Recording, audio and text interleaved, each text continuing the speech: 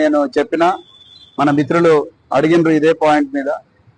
నేను ఒక బాధ్యతాయుతమైన పోలీస్ అధికారిగా, ఒక రిటైర్డ్ పోలీస్ అధికారిగా, మరి ముఖ్యంగా ఒక బాధ్యతాయుతమైన పౌరుడిగా ఫోన్ ట్యాపింగ్ వ్యవహారంలో నేను ఎలాంటి పబ్లిక్ స్టేట్మెంట్ చేయను.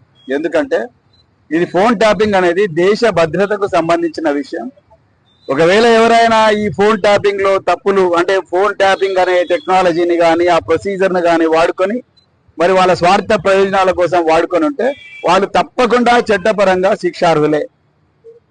అంతే తప్ప నేను ఒక బాధ్యత గల ఒక సీనియర్ రిటైర్డ్ పోలీస్ అధికారిగా, అదే విధంగా ఒక బాధ్యతాయుతమైన రాజకీయ నాయకుడిగా నేను దేశ భద్రతకు సంబంధించిన ఈ వ్యవహారంలో ఎలాంటి కామెంట్ చేయాలని అనుకోవడం లేదు.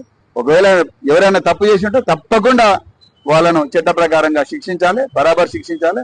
అట్ ది సేమ్ టైం దీన్ని రాజకీయ ప్రయోజనాల కోసం వాడుకోకండి. నేను మళ్ళీ రిపీట్ చేస్తున్నాను, ప్రయోజనాలు వాడుకోకండి. దేశ భద్రతకు సంబంధించిన విషయం. అందుకొరకు ఎలాంటి పరిస్థితుల్లో కూడా నేను దీని మీద ఎలాంటి పబ్లిక్ స్టేట్మెంట్ ఇవ్వను.